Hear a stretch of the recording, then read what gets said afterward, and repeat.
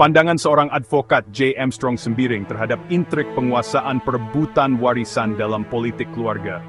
Kata pepatah bijak orang tua dulu, memakan harta orang lain saudara sendiri, dengan cara yang tidak baik, itu termasuk perbuatan dosa, dan mengambil hak orang lain itu, sama seperti meminum air laut, semakin diminum semakin haus. Pertanyaan untuk kita semua, apakah ada orang suka minum air laut? Jawaban, hanya orang tidak sehat akal pikiran saja yang melakukan seperti itu. Namun, anehnya di zaman gila sekarang ada saja orang yang melakukan seperti itu. Sidang berlangsung dan kemudian persidangan tersebut ditutup tanpa ada agenda jadwal sidang berikutnya oleh Ketua Majelis bernama Harijanto SH, MH. Yang tidak dapat diterima akal sehat, bahwa kenyataan setelah orang tua meninggal dunia, di mana kakaknya Soerjani sebagai penerima kuasa, bersifat mutlak kuasanya, karena tidak dapat dicabut kembali oleh pemberi kuasanya, bahkan bila si pemberi kuasa meninggal sekalipun. Di mana kemudian kakaknya secara nyata menyalahgunakan kepentingan kuasa tersebut, dengan menghilangkan hak bagian mutlak adiknya, sebagai ahli waris lain sah dari almarhumah. Padahal kakaknya sebagai penerima kuasa bersifat mutlak terlarang, karena surat kuasa Power of Attorney, pada saat ini tidak diperbolehkan lagi, yaitu berdasarkan instruksi Menteri Dalam Negeri, tanggal 6 Maret 1992, nomor 11/2/2, Jo Jurisprudensi Mahkamah Agung tanggal 16 April 1988, nomor 25/84. Pembuatan kuasa mutlak ini sebelumnya banyak disalahgunakan oleh pihak-pihak yang berkepentingan.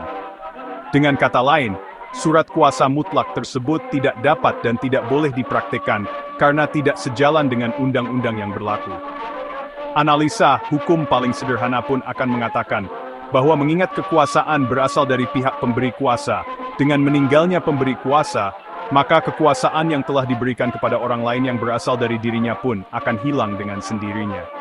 Timbul pertanyaan, mengapa sense of crisis majelis hakim tersebut tetap saja dalam putusannya mengabaikan hal fundamentalisme hukum tersebut? Jawaban, aneh. Dalam kaitan itu, maka tepat sekali apa yang dikemukakan oleh mantan Ketua Komisi Konstitusi, Jim Lee Asidiki, mengakui masih banyak hakim yang belum memahami dan menjalankan kode etik. Kode etik hanya sebatas pengetahuan, belum menjadi kebiasaan para hakim. Sumber, that told the cause betting blast.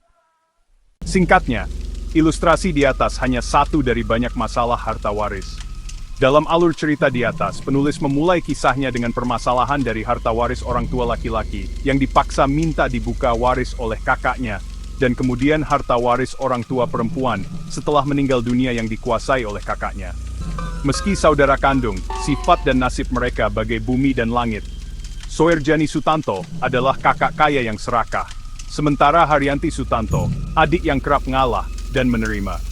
Kakaknya yang banyak harta tetap saja berupaya mengambil alih penguasaan semua peninggalan orang tua mereka untuk adiknya.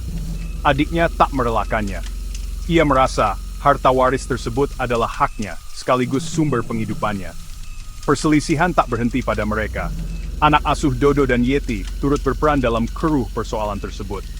Namun Yeti, sebagaimana sifat yang sering ditunjukkan kalangan berada, lebih suka menabur angkuh kericuhan. Sedangkan Dodo adalah laki-laki acuh tak acuh. Tanpa persetujuan adiknya, rumah warisan almarhumah dulu ditempati itu disertifikat atas nama kakaknya. Adiknya tak terima. Ia meminta kakaknya mengembalikan kembali rumah seperti semula. Namun dengan penuh kelicikan kakaknya Soerjani dibantu pengacara CS-nya Taripar Simanjuntak SH, Manuarang Manalu SH, and Mangapul Sitorus SH.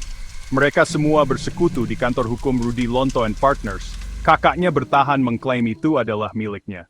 Naif memang naif kita melihatnya, bagaimana harta berperan sebagai dalang yang memorak-porandakan hubungan persaudaraan. Perseteruan antara keserahan kakak terhadap adik terus berlangsung. Tak ada yang abadi di dunia ini, meski seseorang bergelimang harta sekalipun. Begitulah pesan lain dari penulis. Kakaknya yang kaya raya akhirnya tumbang juga oleh takdir. Semoga sebelum ia meninggal dan sebelum nyawanya terangkat, ia akan menulis wasiat berisi permintaan maaf kepada adiknya atas kejahatannya semasa hidup. Pada suatu ketika sakaratul maut mengantarkan kesadarannya akan ketamakan kakaknya, ia lakukan.